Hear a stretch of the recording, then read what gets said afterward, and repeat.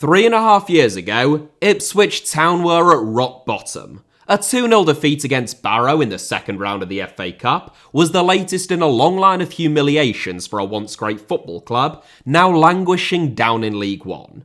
Ipswich are former champions of England, having won the First Division title in their first ever season in the top flight under Alf Ramsey, which led to Ramsey landing the England job in 1963 and, ultimately, masterminding England's first, and so far only World Cup win. The Tractor Boys rose again in the 1970s under Bobby Robson, another man who would land the England job off the back of his work at Portman Road, guiding the Three Lions to their first World Cup semi-final since Ramsey in '66, with his time at the club culminating in an FA Cup and UEFA Cup win, as well as 2 second-place finishes in the First Division. By the start of the 2020s, however, those glory days seemed like a distant memory. Chairman Marcus Evans, whose ownership had begun with such ambition in 2007, had reached a miserable nadir.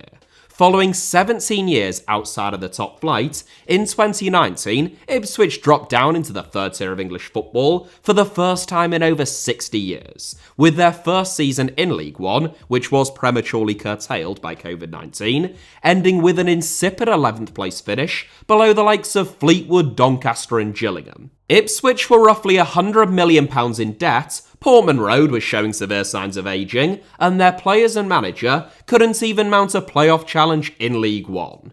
In the summer of 2021, Marcus Evans sold Ipswich to the American consortium Game Changer 20 Limited for £40 million. But whilst Game Changer effectively paid off Ipswich's £100 million debts, on the pitch, not that much changed. In fact, in some ways, they only got worse. Paul Cook, a man with proven pedigree in terms of League One promotion, was given a significant budget by third-tier standards, but after 6 games, Ipswich found themselves inside of the relegation zone without a single victory to their name. Humiliation against Barrow in the FA Cup only compounded Ipswich's miserable league position, defeat against another League Two side, Newport County, in the EFL Cup, and getting knocked out of the EFL Trophy by Arsenal's under-21s. And yet, less than 4 years on, next season Ipswich will go toe-to-toe with Arsenal's first team, both home and away as their equals, in the richest and most watched league in world football.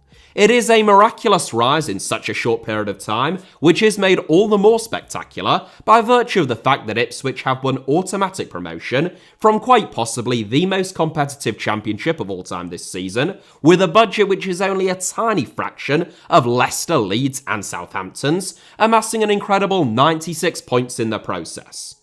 So just how did they manage it? Well, that's what today's video is all about. So sit back, relax, and join me on a journey to Suffolk, famous for Ed Sheeran, farming, and now the latest addition to the 2024-25 Premier League season, as we take a look at how Ipswich Town have risen from the ashes in virtually record time, quite possibly the most promising young manager in English football, and what the Premier League should expect of Ipswich Town upon their return. The day after Ipswich lost 2-0 against Barrow, who only narrowly avoided relegation to the National League that season, they appointed Kieran McKenna. It was a risky decision. Paul Cook, who was appointed in March 2021, a month before Game Changer completed their takeover of Ipswich, but with their express approval, had been a popular appointment. Cook had won promotion from League Two with Chesterfield and Portsmouth, and won the League One title with Wigan in 2018, amassing 98 points. He knew the EFL, and League One, like the back of his hand, and with a healthy budget and a renewed sense of optimism following the change of ownership, he felt like a safe pair of hands to oversee Ipswich's return to the Championship. Unfortunately, that's not quite how things turned out. Ipswich might have had cash to burn by League One standards, but they spent it in a haphazard fashion. 17 new faces, combined with more than 20 departures, meant that Cook had basically assembled an entirely new squad.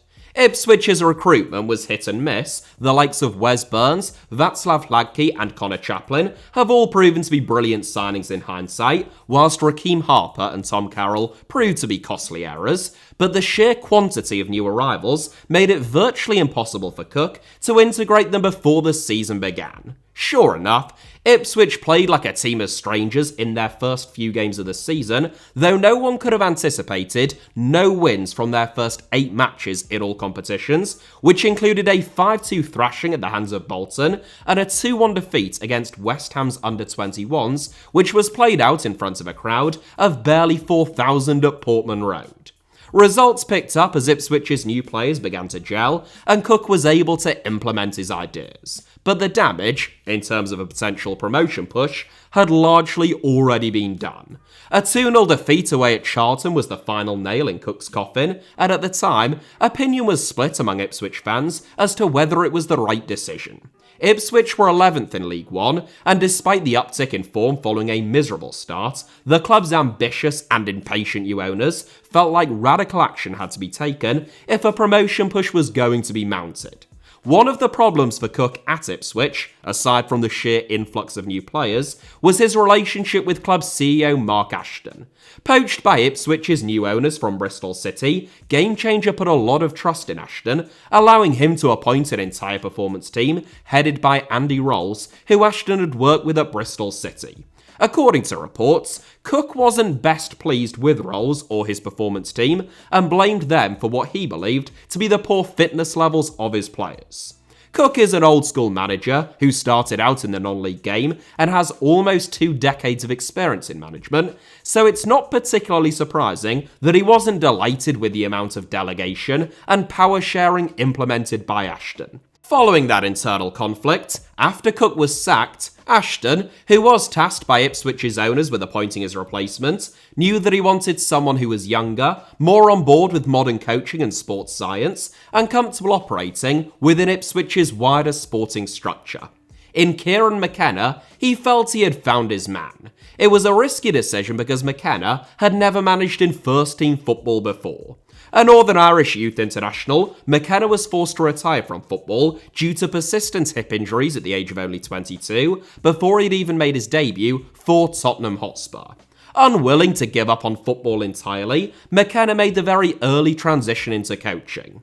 It's often said that the unfulfilled player makes the best and most motivated coach, and in that sense, McKenna follows in the footsteps of the likes of Brian Clough, Brendan Rodgers, and Julian Nagelsmann. McKenna began studying sports science at Loughborough University after his career was cut short, taking placements as a youth team coach at Tottenham, Leicester, Nottingham Forest, and even MLS side Vancouver Whitecaps as an undergraduate. Upon graduation, Tottenham, who have a track record of helping their former players, and who had been impressed with McKenna during his placement, offered McKenna a role as head of academy performance analysis. McKenna worked his way up to becoming the head coach of Tottenham's under-18s before getting poached to do the same job at Manchester United. Jose Mourinho was so impressed with McKenna that, ahead of the 2018-19 season, he promoted both him and Michael Carrick to become his joint assistant managers. Carrick, of course, has also since stepped into first-team management at Middlesbrough, overseeing a miraculous turn in their fortunes and run into the Championship playoffs last season, followed by an 8th-place finish this season. Both Ole Gunnar Solskjaer and Ralph Rangnick retained McKenna's services as an assistant until, in December 2021, he left to join Ipswich Town. As much as it was a risk for Ipswich, it was also a risk for McKenna. You need only look at Ian Foster, the former England under-18, 19 and 20 manager, once so highly rated, who lasted just 3 months at Plymouth Argyle this season and will struggle, one would imagine, to get another first-team job in the EFL again anytime soon, to see how quick a promising youth team or assistant coach's credentials can be forgotten if they fail to perform when they land a managerial position in the senior game.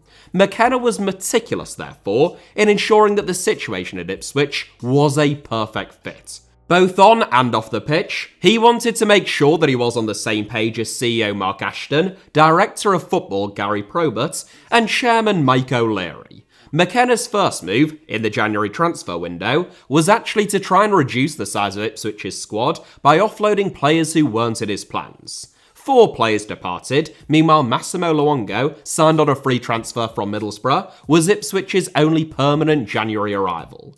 Luongo was complemented by loan deals for the likes of Nathan Broadhead and George Hurst, but although Ipswich only lost 3 league games following McKenna's appointment, the combination of too many draws and a slow start meant that they only finished 11th. From the outside looking in, it might not have been immediately apparent that Ipswich had turned a corner. In fact, the 2021-22 season represented the club's joint lowest league finish since 1953. Off the pitch, however, a revolution was taking place.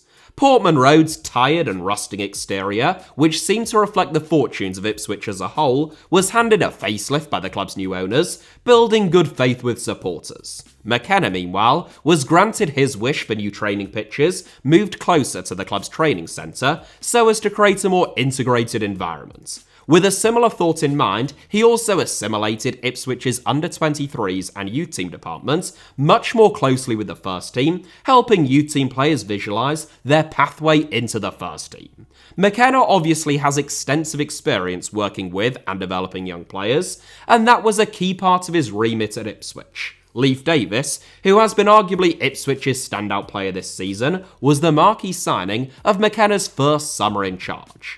Signed for a reported £1.2 million, Davis had only made 12 league appearances on loan at Bournemouth the previous season, and he had only played 14 games for Leeds in all competitions before that. McKenna, however, has turned Davis into probably the outstanding left-back outside of the Premier League. Last season, he made 14 assists and scored 3 goals from left-back, making the League One team of the season, and this season, playing at a higher level, he made a quite incredible 21 assists, which is, honestly, just unbelievable, several more than any other player in the Championship, in addition to scoring a couple of goals, and deservedly, making the Championship team of the season to boot. If you were to put a price on Davis now, after just 2 seasons playing under McKenna, it would be north of £20 million. And had he been playing in the Premier League this season, there is an argument to be had that he would have a shot at making the England squad, given Gareth Southgate's headaches at left-back. George Hurst, likewise, has long been considered a player of real potential, but McKenna inherited him after he had failed to score in 11 appearances on loan at Blackburn Rovers. He was practically an ever-presence in the run-in for Ipswich though, not only chipping in with 7 goals and a couple of assists, but also bringing a real focal point to the Ipswich attack and adding a new dimension to their game. That's why, when he suffered a serious hamstring injury in December, Ipswich took the opportunity in the January transfer window to bring in 6'5" Kiefer Moore on loan from Bournemouth. Possibly the biggest vindication of McKenna's powers of development has been Omari Hutchinson though. Signed on a season-long loan deal from Chelsea, before this season, Hutchinson had only made 2 senior appearances of any description, both of them coming off the bench, constituting 49 minutes of football in total.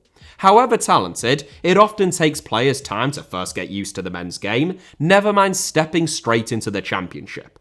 Hutchinson has played in all but 2 games for Ipswich this season though, across all competitions, and has gone from strength to strength as the campaign has gone on. He scored 11 goals and made 6 assists in total, with Hutchinson displaying statistically just about the best shot placement in terms of finding the corners of the goal of any player in the division. McKenna didn't just get Hutchinson firing in front of goal though, it's out of possession where he has perhaps improved and impressed most, with McKenna describing him as one of the best pressers he's ever seen, and Hutchinson growing to love that reputation, which isn't one that we always associate with a 20-year-old on loan in the Championship from a Big Six club, and certainly wasn't the case when he first arrived at Portman Road. Equally, however, player development isn't just about young players. Ipswich had the 7th oldest starting 11 on average in the Championship this season, but McKenna has proven beyond any doubt that you can indeed teach old dogs new tricks. Massimo Luongo and Sam Morsey, the beating heart of Ipswich's midfield this season, weren't hidden gems who the Tractor Boys plucked out of nowhere. Aged 31 and 32, they have over 900 appearances between them, but as Championship stalwarts, they perhaps weren't the type of big-name player that the likes of Leicester or Leeds might target. Profile and personality are what matters to McKenna though, and Morsey in particular, who made the League One team of the season last year, was unfortunate not to join Davis in this season's Championship team of the season in my view.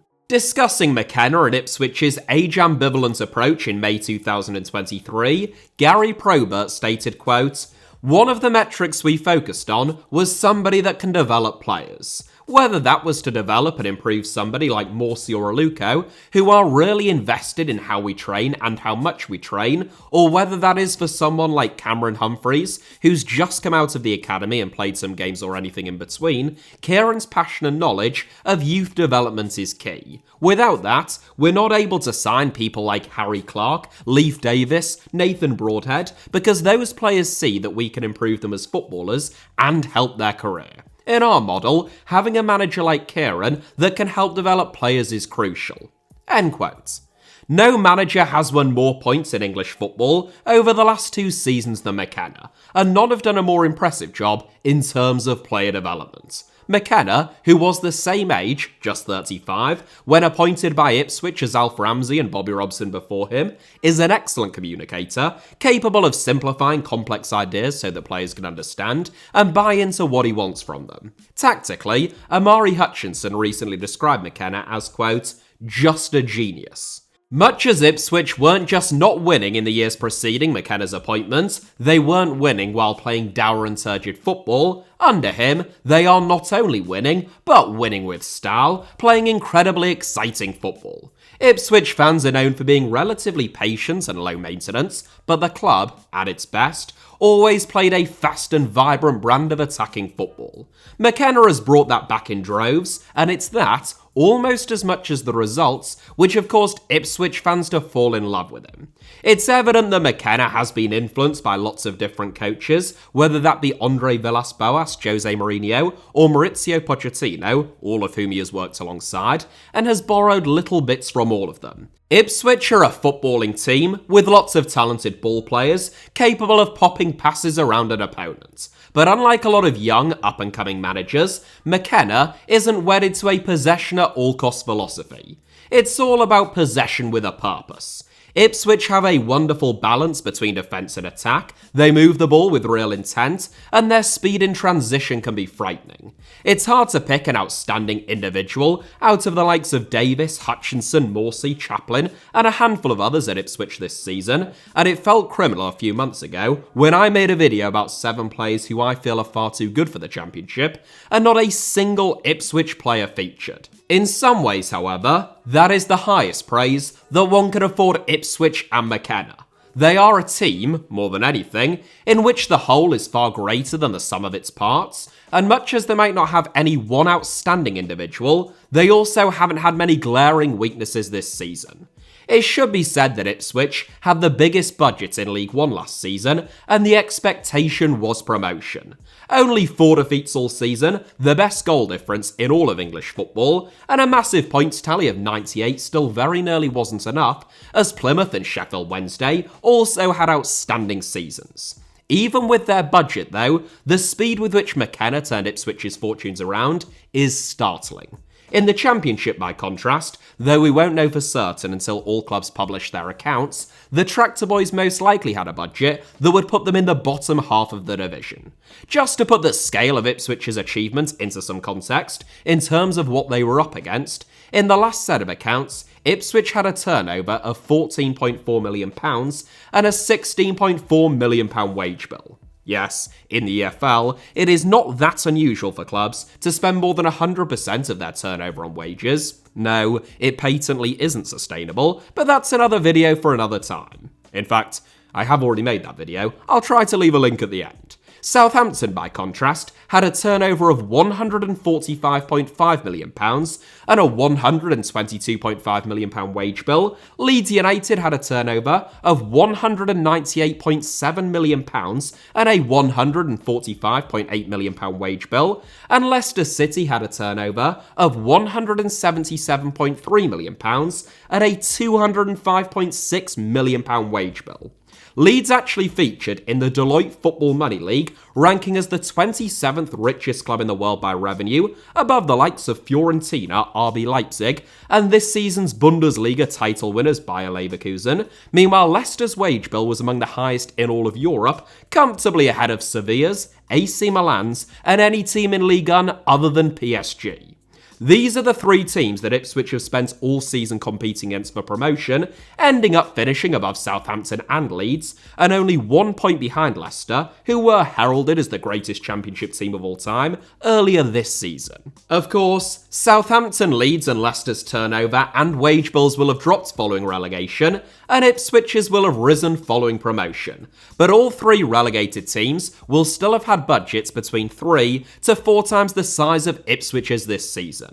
The gap between League One and the Championship is a big one. Last season, Ipswich were playing against Forest Green Rovers, who have just been relegated to the National League. Meanwhile, Southampton, Leeds and Leicester were playing the European champions and treble winners Manchester City. And yet, Ipswich have bridged the gap with consummate ease, winning as many games this season as last, and an almost identical number of points. In a world where league finishes correlate so strongly with wage budgets, it is a sensational achievement, and one which Probert, Ashton and especially McKenna are rightly receiving plenty of plaudits. The best owners appoint highly capable operators in key positions and know not to step on their toes. And Game Changer, unlike a lot of American owners, probably deserve just as much credit for that.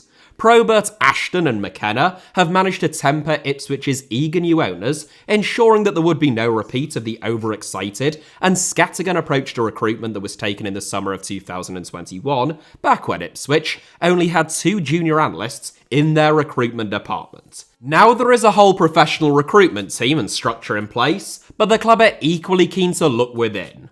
McKenna was instrumental in convincing Ipswich's owners to lay a new £2.5 million pitch so that his team could play the same style of football all season long before the start of this season. The process was so costly because it included clearing the way between stands to allow the necessary construction vehicles to access the pitch, the digging of brand new irrigation channels, laying an undersoil heating system, installing pop-up sprinklers, and growing a state-of-the-art hybrid pitch before the new season started.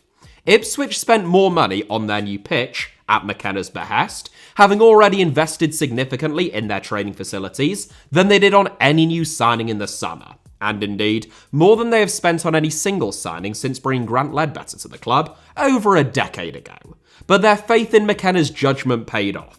Ipswich's pitch has been a carpet this season, and Portman Road has been a fortress, with McKenna's side only having lost 1 home game all season and collecting more points at home than any other team in the Championship. A new canteen and changing rooms have also been added. Despite the upgrades to Ipswich's training ground, where hybrid surfaces have been installed, plans are already in place for a new multi-million-pound training centre entirely, the layout and design of which McKenna is going to be heavily involved with. There is no doubt that a lot of teams will be taking great interest in McKenna's progress at Ipswich, with Crystal Palace already reported to have inquired about his services earlier this season, and both Manchester United and even England touted as potential future suitors. But the amount of control and flexibility that McKenna is afforded at Ipswich over infrastructure, staff and recruitment, which is increasingly rare in the modern game, must be very alluring. Once Ipswich's new training ground has been built, the club plans to upgrade from a Category 2 to a Category 1 academy. FA rules regarding clubs' catchment areas, which extend to between 60 to 90 minutes of their stadium, benefit Ipswich, who should have a near monopoly on local talent, with so few professional clubs to compete with in the local area.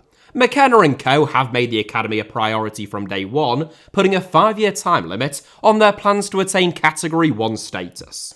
Further redevelopment of Portman Road is already planned, with the addition of a hotel, an aquatic centre and a gym, along with talk of a possible expansion to meet demand.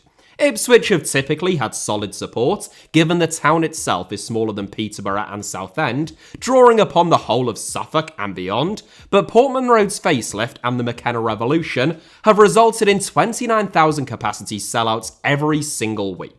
Season tickets, more than 20,000 of them, have already sold out for next season, with the club having drawn up plans for a waiting list for the 2025-26 season onwards. An expansion may be the trickiest part of the Ipswich ownership's plans though. Speaking at the end of last year, Mark Ashton stated, quote, "We'll be limited probably by land size on how big we can get, but 35 to 40,000, a successful Ipswich team fills that stadium." End quote. The women's team, likewise, has received fresh impetus and investment under Ipswich's new owners, and they will be disappointed that they couldn't replicate the men's feat in terms of winning promotion this season, having come so close last term. There were so many occasions this season, whether that be the 4-3 and 4-0 defeats at home and away against Leeds, the run of only one win in 9 either side of the new year, or during the final run-in when they went 4 games without a win, that people wrote Ipswich off. Every time that either Leeds or Southampton hit a purple patch of form, the received wisdom was that Ipswich would falter at some stage, and one of them would inevitably overtake them. At every turn, though, and every time that they faced adversity, Ipswich managed to prove their doubters wrong, amassing the highest points tally by a newly promoted club in the history of the Championship. Ipswich are only the 12th team ever, and the 3rd in the last 20 years, to earn back-to-back promotions from League One to the Premier League. In March, Ipswich received a £105 million cash injection from Brightpath Sports Partners, a private equity firm which invests Native American capital in professional sports, in exchange for 40% equity in the club. The deal values Ipswich at over £260 million, up from the £40 million that Game Changer 20 Limited paid for them just 3 years ago. Albeit, that did mean inheriting and effectively removing £100 million in debt. Game Changer, and they certainly have been just that for Ipswich so far, who are still the club's majority shareholders, is made up of a group of investors from the United States. The Ohio-based asset management firm, ORG Portfolio Management LLC, who specialise in offering customised investment services to pension funds, endowments and insurance companies, owns 90% of Game Changer Limited. With around $13 billion in assets under management, they have significant resources, though it's also evident that Ipswich is an investment for them, designed to provide a return to shareholders. Of course, for all of the reasons to be cheerful about Ipswich Town right now, and there are plenty, I know that some people will be at pains to point out that the 3 newly promoted teams in the Premier League this season look highly likely to come straight back down. That includes Burnley, who amassed 101 points last season, more than either Leicester or Ipswich. I think Burnley made a big mistake in making such wholesale changes following promotion, some of them, admittedly, e.g. Nathan Teller, having been forced upon them. Ipswich, by contrast, I suspect are unlikely to make similar mistakes. They remind me, in a lot of ways, more of Chris Wilder's Sheffield United, who made the jump up from League One to the Premier League in 3 seasons rather than 2, but were a tight-knit group with a brilliant spirit, assembled on a modest budget, with few outstanding individuals, but who were fantastic as a collective. The Blades had an excellent first season in the Premier League, finishing 9th, just 2 points behind Mikel Arteta's Arsenal, before crashing back down to earth, and indeed back down to the Championship, just the following season. Make no mistake, next season may be a party off the pitch for Ipswich fans, but it's likely to be a tough one on it for their players. Kieran McKenna, amusingly, in an interview after his team sealed promotion, was quick to dismiss the ambition or idea that he might continue to replicate Alf Ramsey by winning a top-flight league title in his first season. Football has changed a lot since the early 1960s, and survival will constitute an excellent return to the Premier League after more than 20 years away. What will benefit Ipswich, in my view, is the fact that they are extremely well drilled. We've seen that over 2 seasons now. I think that they'll most likely recruit well in terms of targeted rather than sporadic arrivals, and the variation of McKenna's play should serve them well. Ipswich are a million miles away from being a long ball or hit and hope team, but they are direct, they attack at speed, and they're not afraid to mix it up.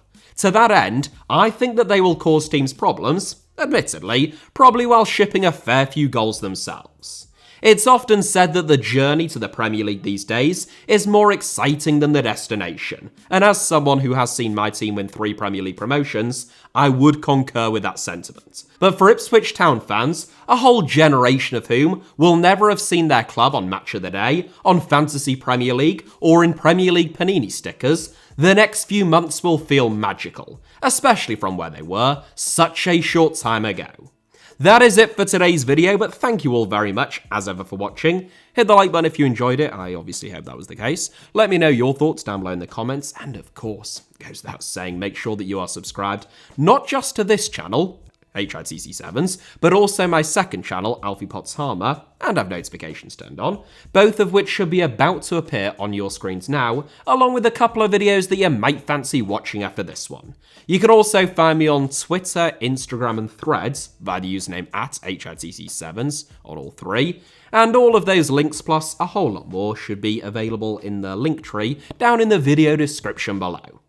Cheers.